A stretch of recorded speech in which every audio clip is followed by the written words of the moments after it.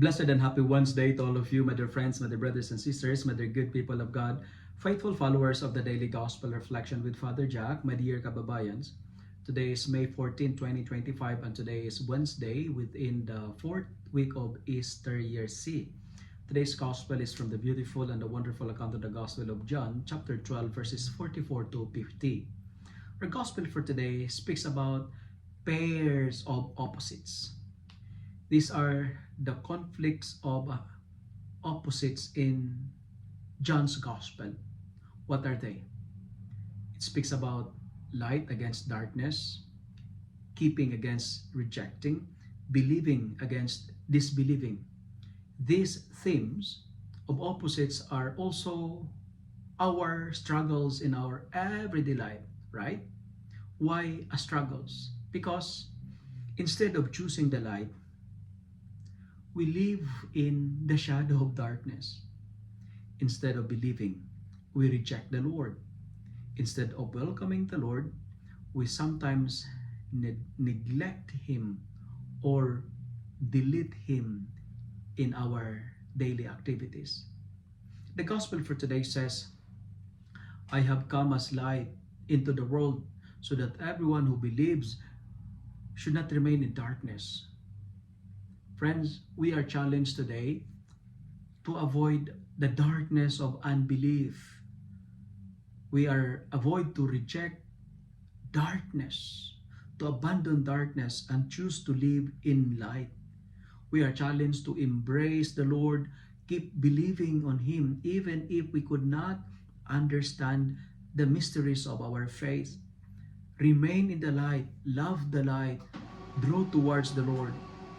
Every time we give in temptations, we are making our world darker. Every time we doubted our faith, we are making our world darker. But the good news to tell is this, and listen to this, this is very beautiful. Nobody can shut down the light of the giver of light. I say it again.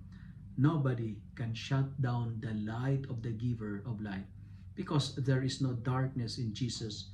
There is no power shortage with the Lord. My dear friends, today, move away from darkness because it is not safe, it's not happy to remain in the dark. And we are not created to be in the dark. We're created to be children of light. Let us spend our time in worshiping the Lord, in prayer and in fasting. And before we do something, let us consult God first in prayer, because fasting and prayer are two effective tools for a successful mission. And that's the experience of Paul and Barnabas. Let me conclude my reflection by saying, God came as light, not to judge, not to condemn, not to shame, but to save us. And to avoid the condemnation, to enjoy the salvation, we have to believe in Jesus. We have to stay in the light and move away from darkness. Let us be allergic to any semblance of darkness and embrace Jesus, who is the giver and the light Himself. Jesus is here and He points us to the Father. He is leading us to the Father. My dear friends, let us supply darkness with light. And I say it again, nobody can shut down the light of the giver of light.